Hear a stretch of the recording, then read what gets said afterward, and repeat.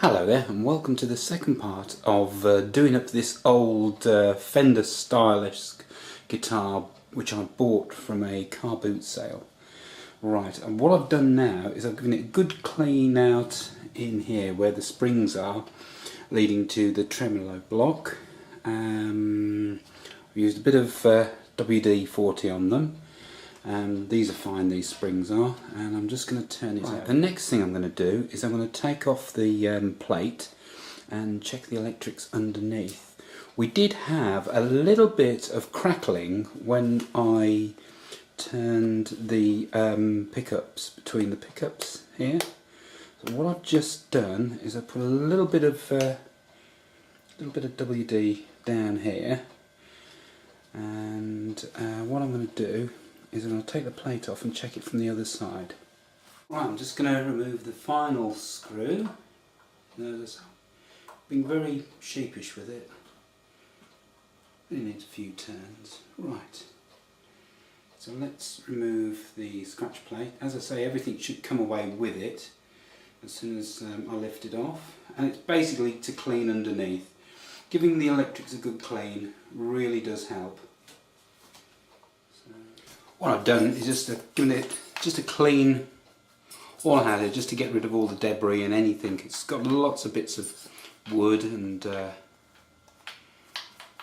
I've done that, and I've put a little bit of WD-40 on the pickups and around here. It's just to clean it down, and this is good to notice to look. It's actually been isolated. There's a bit of tape here.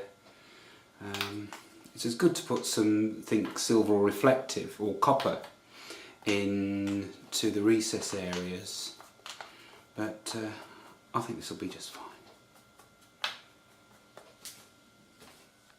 I've been going round each screw individually, tightening it a little bit more. I'm trying to be as careful as possible. I know this is only a cheap guitar, but I don't really want to damage it because ideally I want to sell it. So just going around each one. I can't believe they're flathead screws. You normally have a Phillips head. And that's, I don't want it obviously over tight, I just want it hand tight. If it's over tight, you get a possibility of cracking the plate itself. Right, that's about right. Before we look at the strings, what I want to have a look is the whammy bridge. This fella here. As with all Fender style guitars, they have a tremolo bridge, or whammy bridge, call it what you like. I've just checked the springs the other side, they're fine and everything. What a good thing to do is tighten and loosen each of these screws here. The idea being is it shouldn't be too tight, because if you've got like the tremolo arm in and you try to do a tremolo or something, it's not going to be as good. So what these screws here need to be is just hand tight. So I'm going to go through each and every one of them. And I'm glad I did, because basically each one of these was different. One was, this one was hand tight, that one was stiff as a post. This one was stiff as a post, and the rest was sort of loosish. So I've got them all now, all 6, of the same tightness. Right, the next job is the restringing. And for our restringing, we're going to go for Ernie Ball regular slinky, 46 through to 10. So there we go. Right, I've opened our packet of our Ernie Balls.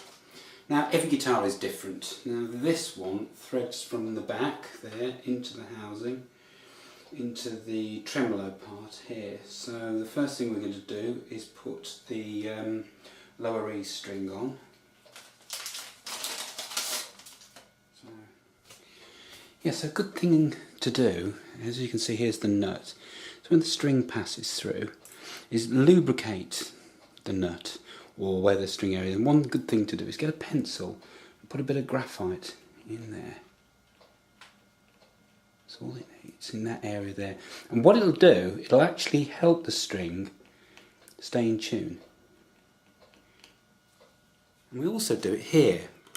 on the bridge just a little bit where the string comes over there. So I'm going to do that to all of them. It's a little bit of pencil lead.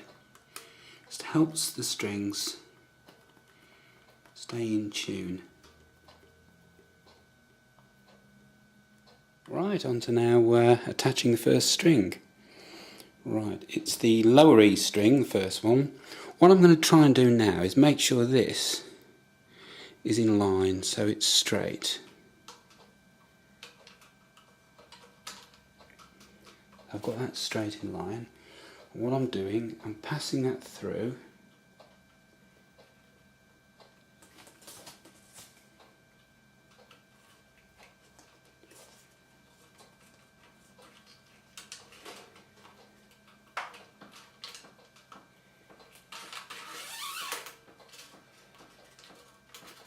What I'm actually going to do is I'm actually counting up. It's actually easier on a Strat because you've got all the tuners on the one side. So I'm actually going to count up to the third tuner, or even 3 fingers like that, and then I'm taking the whole thing back there, that much, about a fret's width in fact, that's another way of measuring it. Then I'm going to make a little bend there like that.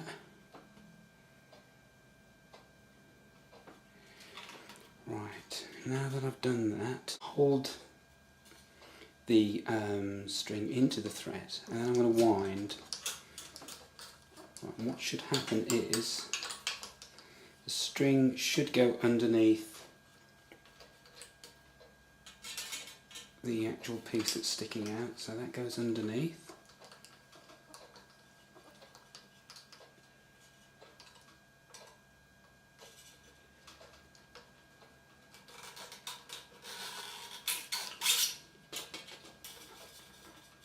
It's just a case of getting the string on, and what we can do then, when we've got it there, we can nip it off neatly.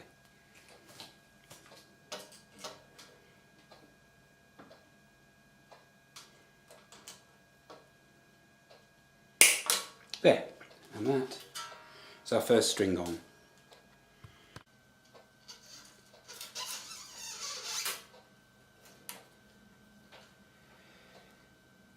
About 3 finger space. Then back, make the turn. As I say, what I do is I push down and I'll start winding.